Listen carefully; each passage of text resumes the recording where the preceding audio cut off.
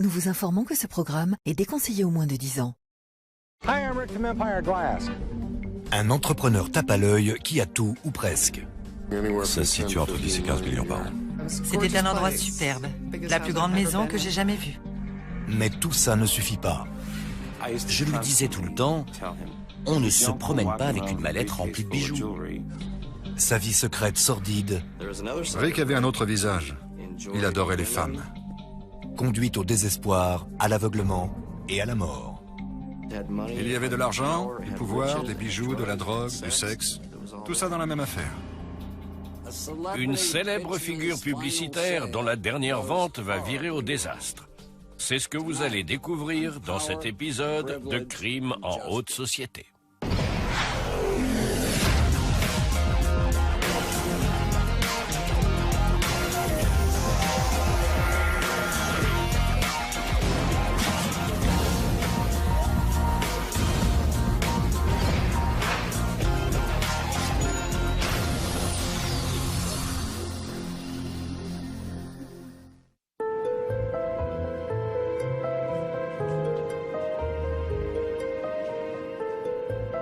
« 9 août 2002, Tempe dans l'Arizona. 911, what is your emergency? This is the Best Western Hotel in Tempe. I have a... L'hôtel n'est qu'à quelques kilomètres du poste de police. My housekeeper opened the door, saw it, came and got me. How old the body appeared? How old the person appeared to be? 30 to 40. 30s, 40s. Okay. That's a male? Yes. Okay. Any signs of foul play or anything like that? No, none whatsoever. Okay. Got some help on the way. Please do not let anybody in there. Okay. La police arrive en quelques minutes et pénètre dans la chambre 317.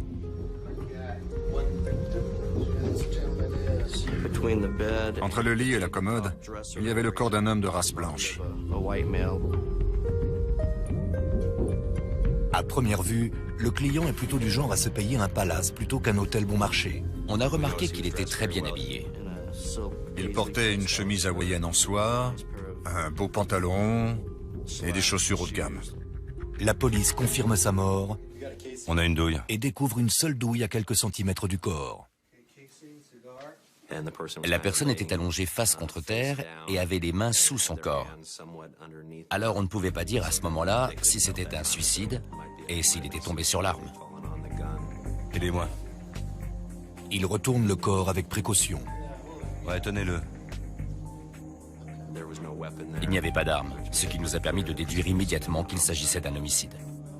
Mais les blessures de la victime rendent les enquêteurs perplexes. Il avait une blessure sur le côté de la tête. À l'évidence, il s'agissait d'un coup de crosse. Mais près de l'oreille de la victime, il semble aussi y avoir une plaie causée par une balle. J'ai immédiatement pensé qu'il s'agissait d'un tir accidentel.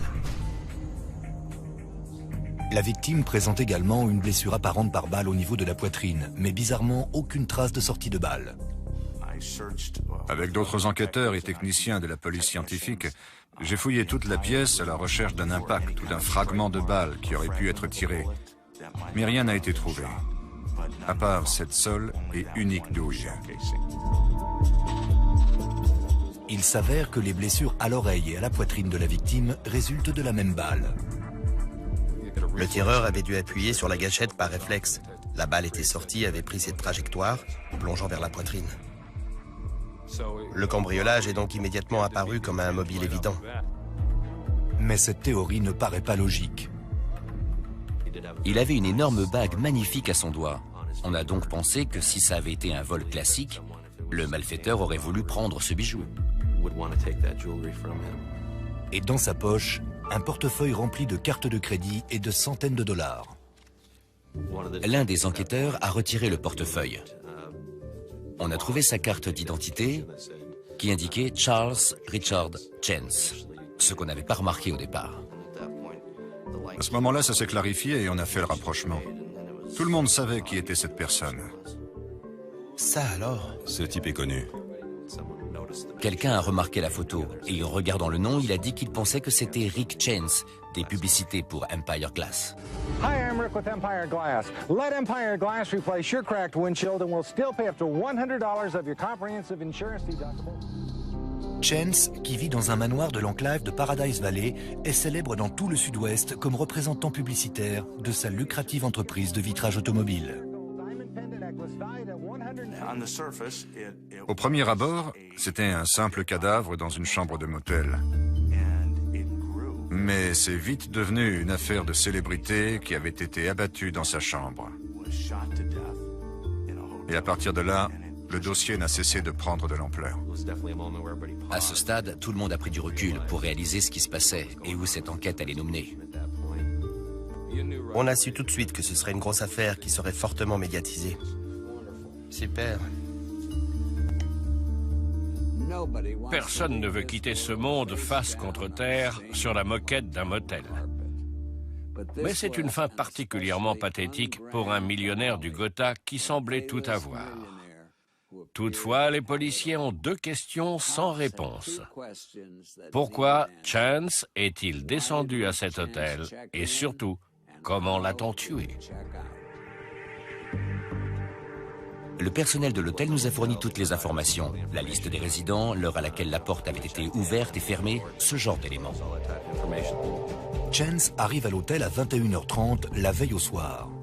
Il règle sa chambre avec sa carte de crédit. Quand son corps est découvert le matin suivant par une femme de chambre, la porte est ouverte. Le mécanisme de verrouillage de la porte était engagé, empêchant la porte de se fermer complètement. Pour les enquêteurs, la porte ouverte est un indice important. La porte laissée entrouverte indiquait que quelqu'un avait voulu partir précipitamment, sans trop se poser de questions sur la façon de quitter les lieux.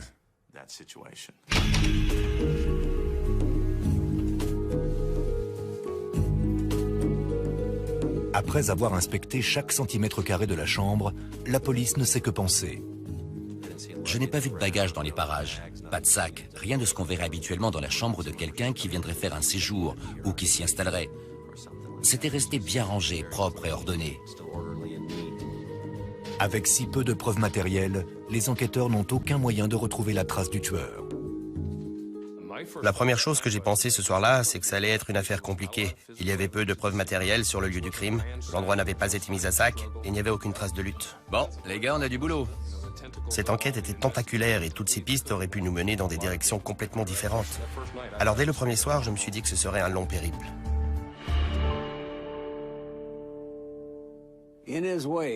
Dans son sillage, l'illustre vitrier laisse derrière lui une affaire criminelle à dormir debout. Les habitants des quatre coins de l'Arizona sont dans l'attente des prochaines révélations.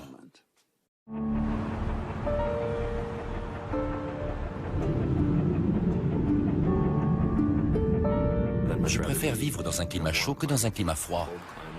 Mais il est clair que ça affecte les gens. Ça fait ressortir certains comportements agressifs et ça crée des problèmes. Mais ce qui arrive à Rick Chance dans cet hôtel de Tempe n'est pas un simple acte de colère provoqué par la chaleur.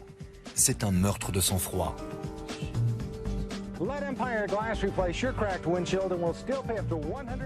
On envoie des agents de police au manoir de Chance. Je me rappelle dans quelle pièce j'étais quand ils sont venus m'apprendre la nouvelle. C'est le flou total.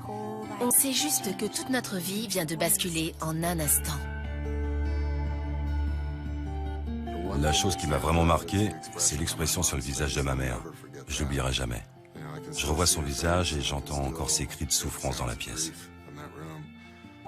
J'ai hurlé pendant un moment, et puis, plus rien. C'était comme si ma vie n'avait plus d'importance. Le monde continuait de tourner, mais sans moi. L'autopsie confirme que Chance a été tué d'une seule balle, qui a pris un chemin inhabituel. La balle est en fait passée par son oreille avant de descendre dans la poitrine.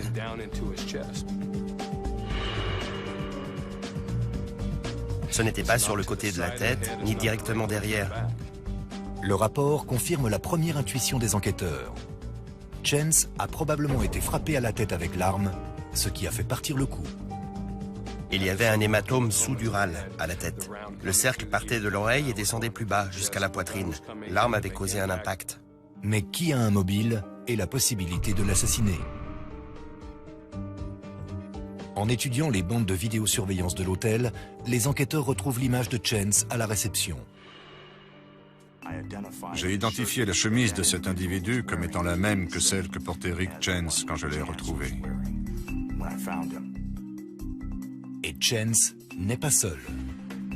Une femme asiatique dont on ignorait l'identité était avec lui au moment où il s'est enregistré. Quelques instants plus tard, une deuxième caméra filme le couple dans le parking. Après s'être enregistrés à la réception, ils sont sortis pour aller chercher quelque chose dans le véhicule. Monsieur Chance avait à la main ce qui ressemblait à un petit sac de sport qui n'a pas été retrouvé par la suite dans la chambre d'hôtel.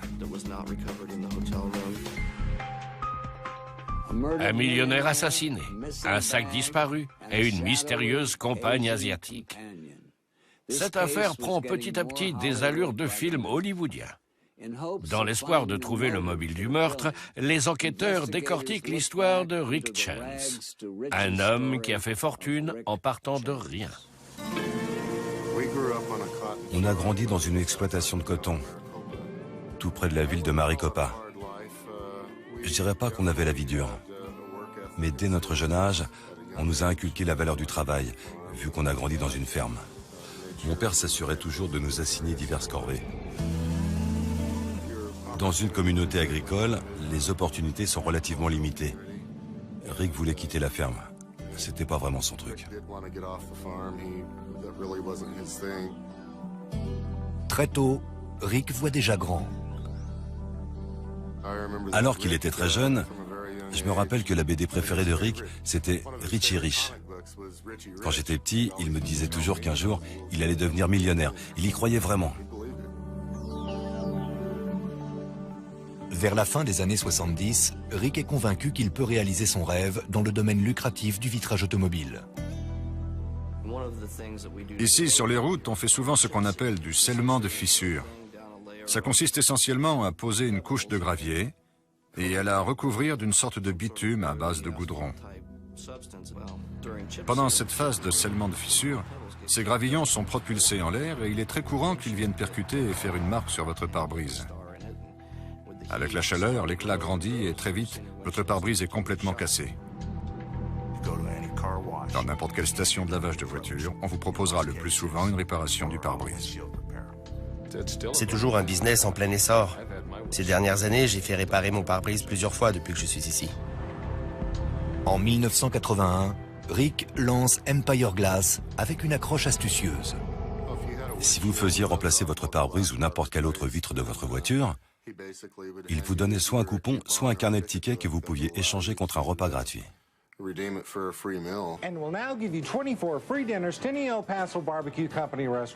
Extraverti depuis toujours, il joue le rôle principal dans toutes ses publicités.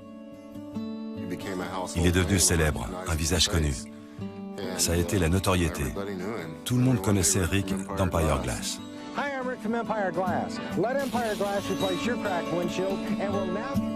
Cool, papa est à la télé. Je me rappelle qu'à l'école, tous les enfants disaient « Ton papa, c'est Rick Chance d'Empire Glass ». Et je répondais fièrement « Ouais, c'est lui ». Il adorait faire ses publicités.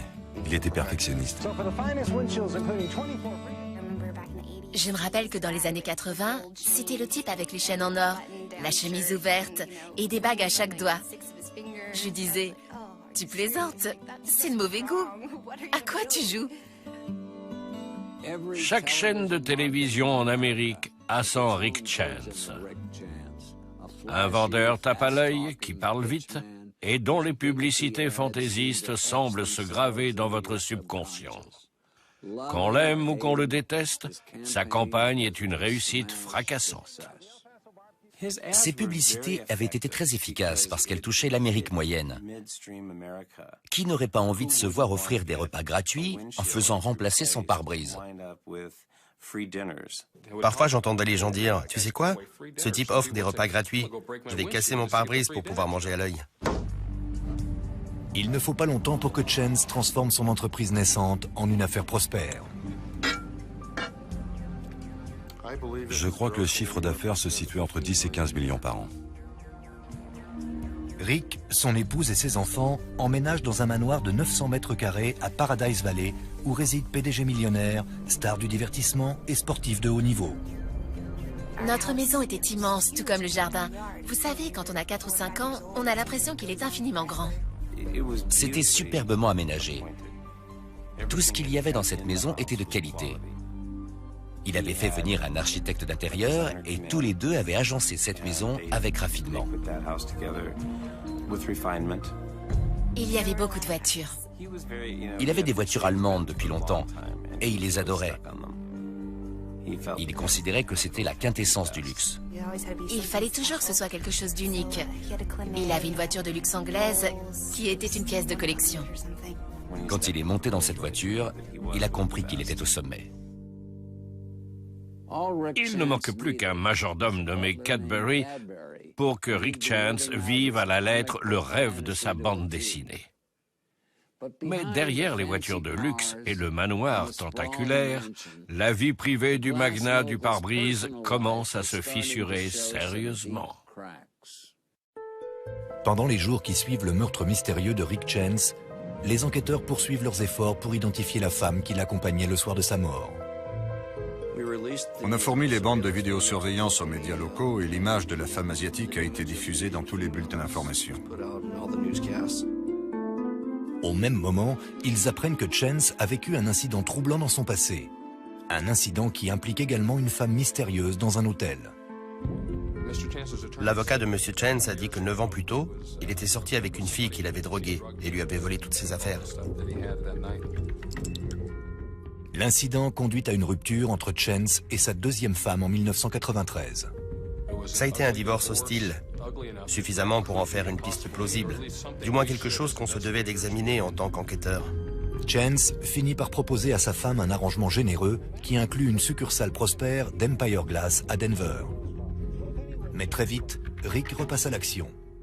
Cette fois, il jette son dévolu sur Jill Scott, une femme divorcée, ancienne lauréate du concours de beauté de Mrs. America. Je fréquentais quelqu'un à l'époque. Il a vraiment fait un effort pour essayer de me connaître et ça m'a plu. Elle était superbe, futée, intelligente. Et c'est pour ça que je voulais lui ressembler. Moi aussi, je voulais être Mrs. America. Il envoyait des fleurs, il appelait souvent. Il était très romantique. Et il savait comment séduire quelqu'un. Avec ses longs cheveux, son corps sublime et ce parfum de célébrité, Jill Scott a l'étoffe de l'épouse qui épate la galerie. Rick ne perd pas de temps et se jette à l'eau. Ça a été vraiment intense. On s'est mariés en 6 semaines, vous savez. On en avait très envie. Le mariage de la reine de beauté et du roi du vitrage automobile se déroule à Las Vegas en 1996, le jour de la Saint-Valentin, dans une célèbre chapelle de la ville.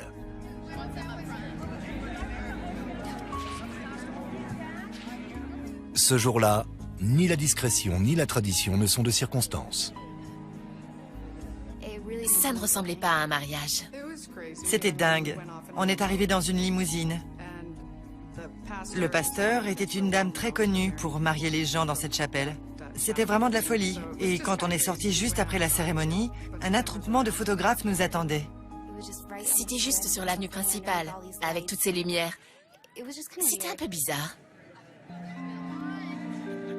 C'était vraiment exagéré. C'était tellement exagéré qu'il pouvait à peine redescendre sur Terre. Le gâteau de mariage était extravagant. La robe de mariée aussi. Même sa tenue à lui était extravagante. Le couple s'installe dans le manoir de Chance à Paradise Valley.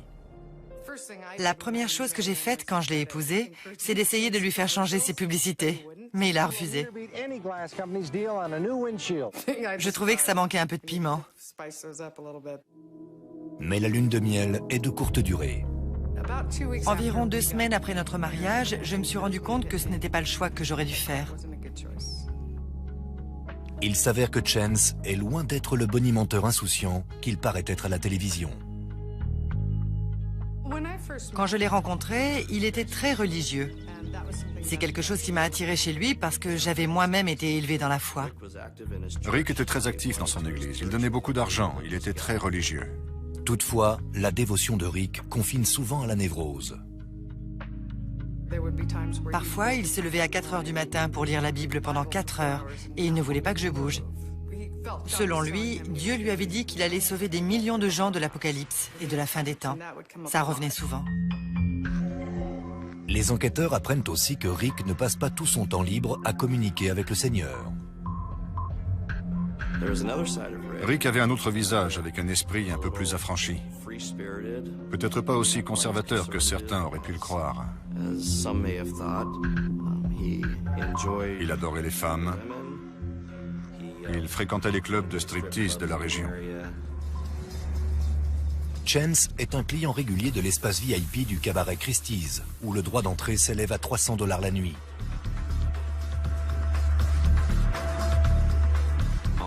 Il était aussi inscrit sur plusieurs sites de rencontres sur Internet.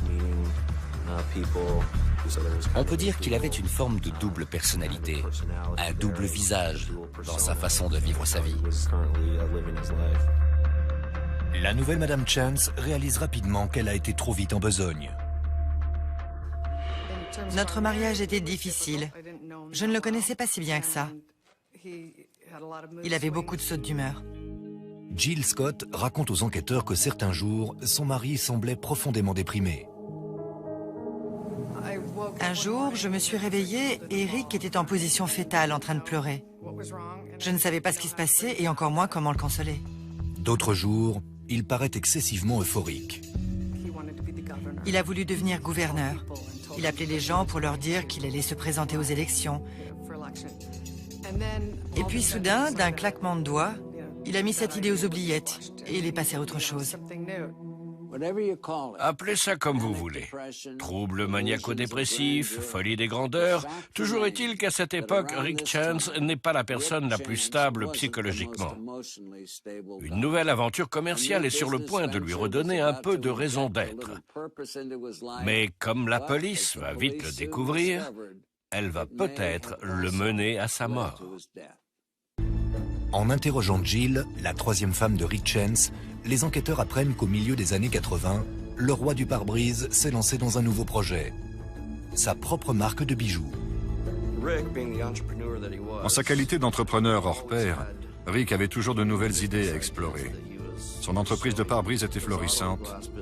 Il avait du succès. Et c'était un homme qui aimait les bijoux. Il adorait les bijoux et il m'en a offert des tonnes. Il voulait se lancer dans ce commerce parce qu'il aimait ça. Rick pensait pouvoir gagner énormément d'argent avec les bijoux. Mais Rick Chance n'est pas réputé pour son goût raffiné. La plupart de ces bijoux étaient très tape à l'œil. C'était en général des pièces uniques. Des bracelets, des colliers, toutes sortes de bagues. Il faisait aussi des cache-cravates. Encore une fois, extrêmement criards. Vous avez déjà vu quelqu'un porter une cravate en or incrustée de diamants? Je crois que tout est dit. Jill en a assez. J'ai demandé le divorce après environ 2 ans et demi de mariage. Rick persévère, convaincu que sa marque de bijoux va donner une nouvelle dimension à son empire. Mais ses rêves peinent à se concrétiser. Ces bijoux ne se vendaient pas. Personne n'en voulait. On ne se précipitait pas pour acheter ce genre de pièces uniques. Ce n'est pas très étonnant.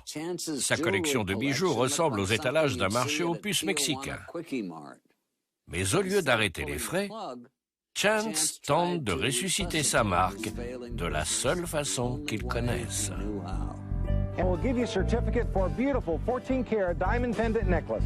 Lorsque ce plan échoue, Rick finit par garder les bijoux sur lui et les présenter lui-même aux clients. Je me rappelle être allée boire un café avec lui et il montrait ses bijoux aux gens. Il faisait ça tous les jours.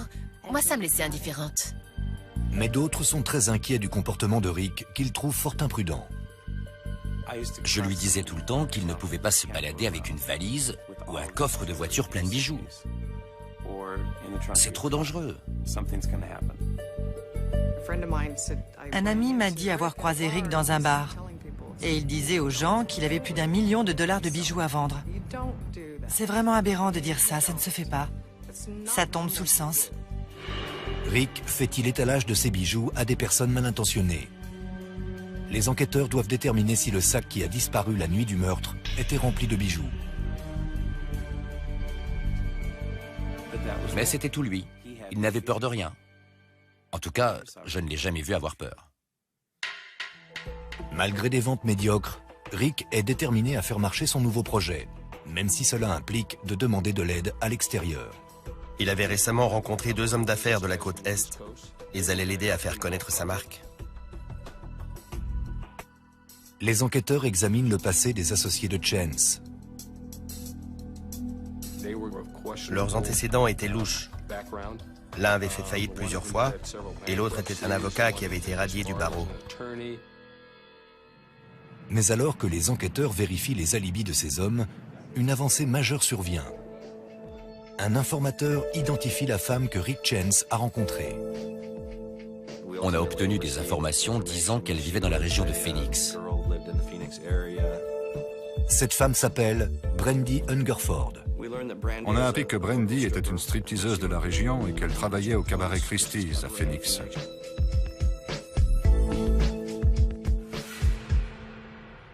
Quand un riche homme d'affaires prend une chambre d'hôtel avec une stripteaseuse, la soirée se conclut généralement par un paiement en liquide, un bain de bouche et de rapides salutations. Mais cette fois-ci, elle se termine par un meurtre et la police cherche à comprendre pourquoi. La police identifie enfin la femme aperçue avec Rick Chance le soir de sa mort. Il s'agit de Brandy Hungerford, une stripteaseuse locale de 26 ans. On a d'abord essayé de la retrouver grâce à ses amis. On a également surveillé ses dernières adresses connues dans l'espoir de la localiser. Finalement, on a reçu des informations de plusieurs personnes qui la connaissaient. Et on a appris qu'elle avait un petit ami dans la région. Celui-ci a ensuite pu être identifié. Il s'agissait de Robert Lemke. Il était originaire de Tacoma, dans l'État de Washington, et ne vivait en Arizona que depuis quelque temps. 2 ans tout au plus. Les enquêteurs apprennent que Lemke, tout comme Brandy, travaille dans le milieu de la prostitution. Il était prostitué et stripteaseur. Il travaillait dans une boîte gay en tant que stripteaseur et il gérait également sa propre affaire de prostitution masculine. Mais le sexe n'est pas son seul à côté. Il était impliqué dans des trafics de drogue. Il vendait de la marijuana qu'il transportait de l'État de Washington jusqu'à Phoenix. Un prostitué trafiquant de drogue devenu proxénète? L'illégalité ne semble pas lui poser de problème. Les enquêteurs décident d'avoir une petite conversation avec Brandy et son petit ami. On avait un mandat de perquisition pour un appartement où ils avaient habité. Là, ils découvrent des indices accablants. Pendant la perquisition, on a trouvé de petites étiquettes utilisées pour les bijoux provenant des pièces de la collection de Rick Chance.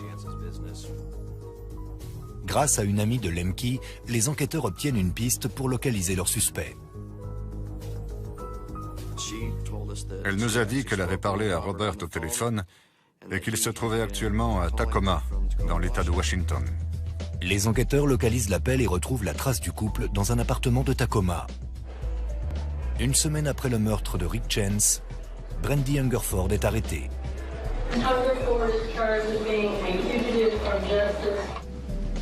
C'est fini, Robert. Sortez doucement, les mains en l'air. 2 jours plus tard, Robert Lemke est arrêté par la police de Tacoma. Main sur la vitre.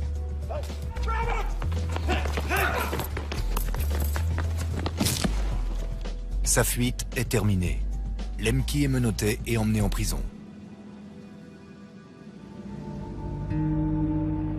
Alors qu'à Phoenix, ses amis rendent un dernier hommage à Rick Chance, Hungerford et Lemke sont exhibés devant les caméras de télévision. Brandy, who pulled the trigger? Was it you or Rob Lemke? Lemke avait sur lui la carte de visite de Rick Chance. Mais encore plus troublant, il avait 2 montres dont on a prouvé qu'elles appartenaient à Rick Chance. Lemke reste muet. Mais quand on interroge Brandy sur les bijoux, elle se met très vite à parler. I can tell you like certain pieces that I'm almost positive I know where they went. Like the one that Rick was wearing. Elle était très coopérative. Elle semblait avoir des remords et disait avoir conscience de ses actes. I'm doing this because I feel bad. Is it the right thing to do? It is the right thing to do. Are you telling us the truth? I am telling you the truth. Brandy donne à la police des détails précis sur plusieurs objets qui ont été volés à Chance. What kind of face was it? I could only tell you that it was gold and it had the diamond thing around the face. Can you draw it? Yeah, I'm willing to do whatever you want me to do. Durant l'interrogatoire, Brandy a même identifié le sac que Rick Chance avait apporté ce soir-là et qui contenait les bijoux. I don't know. Was the last place you did see it? Cuddy's apartment? That's where I last saw it. N'est-ce pas formidable? Une complice de meurtre dotée d'une conscience. C'est fou ce que les gens sont capables de faire pour une peine de prison réduite. Brandy se lâche avec la même aisance que durant ses représentations au cabaret Christie's. He gave the gun to his friend Dan in Arizona. When some guy that buys weed from him. Elle ne connaissait pas son adresse. But I think if I drag him in the area, I could put the house out. Robert showed me the gun dance and he locked the gun. And first Robert asked Dan if he could hold the gun for him. And then Robert basically said, here, you can buy this one. On a envoyé des agents pour fouiller tout le quartier et essayer de retrouver la maison, ainsi que l'arme du crime. L'élément central de ce puzzle continue d'échapper aux enquêteurs. Ils décident d'écouter les enregistrements des appels passés par Lemke depuis la prison. Dans ces appels, la seule chose dont il parle est une pizza.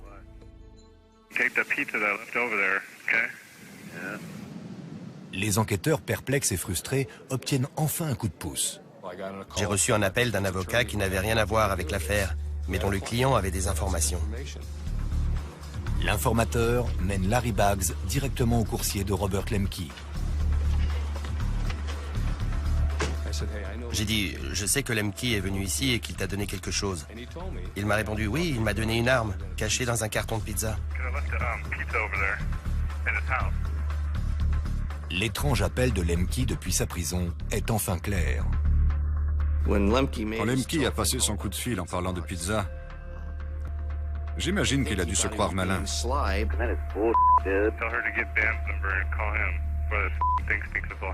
Mais quand on recoupe ça avec nos informations concernant le pistolet et sa livraison, on se dit que ce n'était pas très intelligent comme façon de procéder.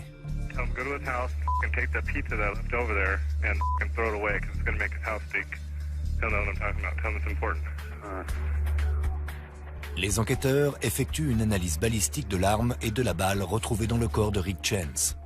On a pu confirmer que c'était bel et bien l'arme qui avait servi à tuer Rick Chance.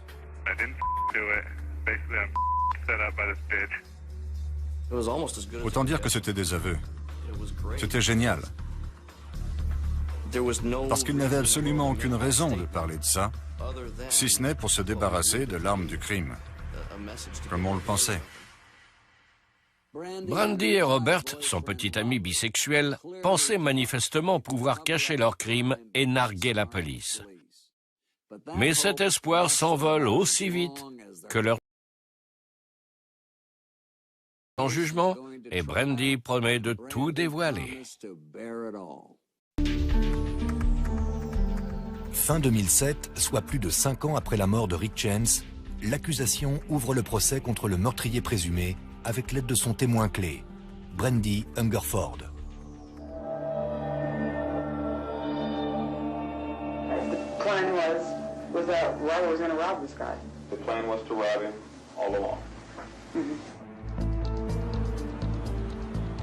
L'accusation affirme que le projet a démarré plusieurs mois avant le meurtre, quand Brandy a répondu à une annonce de Rick pour sa collection de bijoux.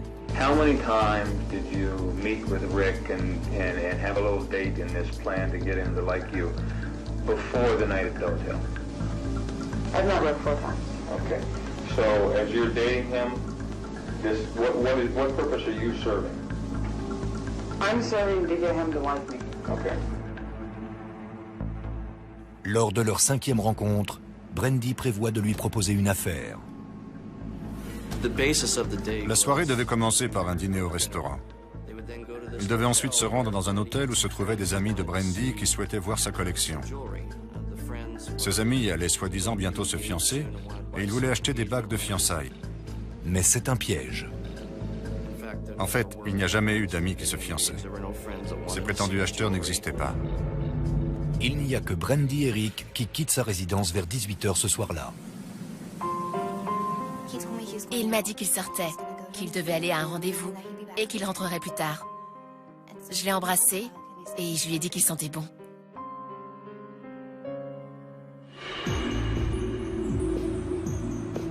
Tandis que Rick arrive à Tempe, il fonde de grands espoirs pour son rendez-vous. Rick's probably thinking that he's gonna get sex. Okay. I've never had sex with Rick. Never? No. Okay. But he's also got jewelry with him. Right. He has a bag with him. Avec $1 million de bijoux à portée de main, Brandy entraîne Rick dans l'intimité de la chambre 317. He gives me a kiss. I show him my boobs. He's like feeling my boob job and stuff like that. He lights up a cigar, smokes it. We're in the room for probably about 45 minutes because I did look at the clock. Difficile de croire qu'il s'agit bien de Rick Chance, l'homme pieux qui s'était pratiquement autoproclamé prophète. Je me demande ce que dit la Bible concernant les rendez-vous nocturnes avec des jeunes femmes à moitié nues.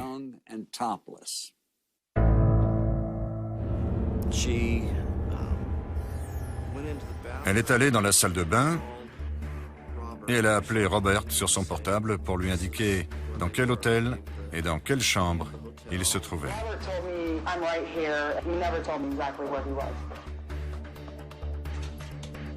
Brandy est sortie de la chambre en prétextant aller chercher à boire.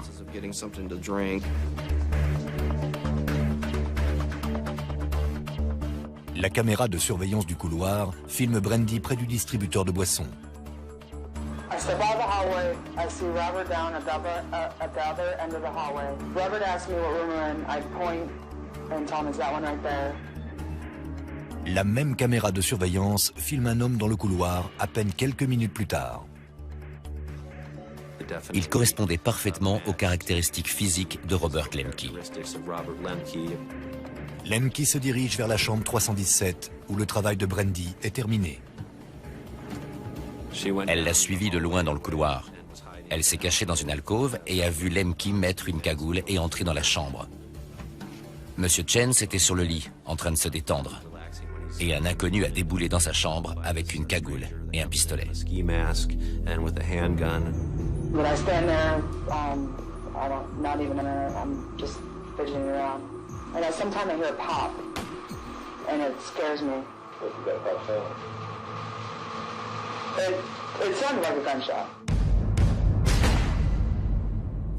C'était sans doute un coup de feu accidentel.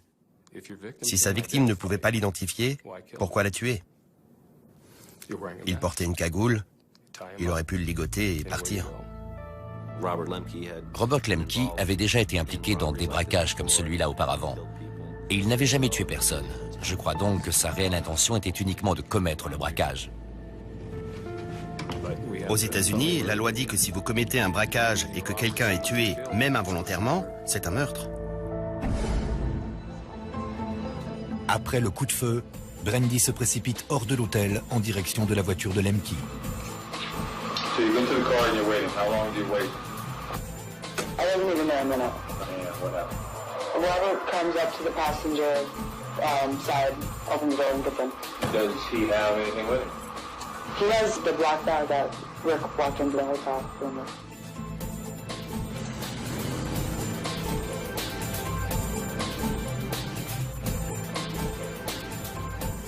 Brandy et Lemke retournent à leur appartement. Ils ont emballé quelques affaires, ils ont vendu l'arme qui avait servi au meurtre à l'associé de Lemke et ont pris la route pour Tacoma.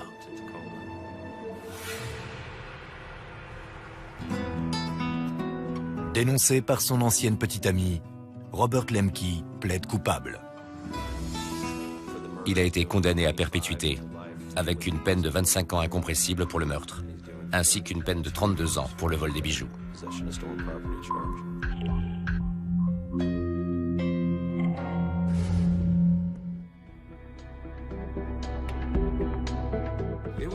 Ça a été une des affaires les plus intrigantes de mes 11 années à la brigade criminelle, dans la mesure où tous les ingrédients étaient réunis.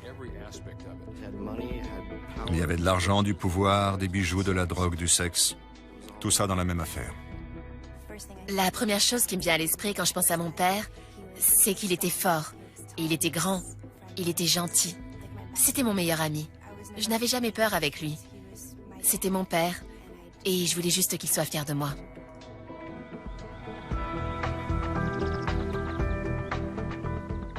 Finalement, justice a été rendue et notre famille peut enfin faire son deuil. On va pouvoir oublier ces moments de profond chagrin et enfin tourner la page. Je ne suis évidemment pas impartial, vu que c'était mon frère. Mais son histoire parle d'elle-même. Il était unique. Je ne rencontrerai probablement plus jamais une personne comme mon frère.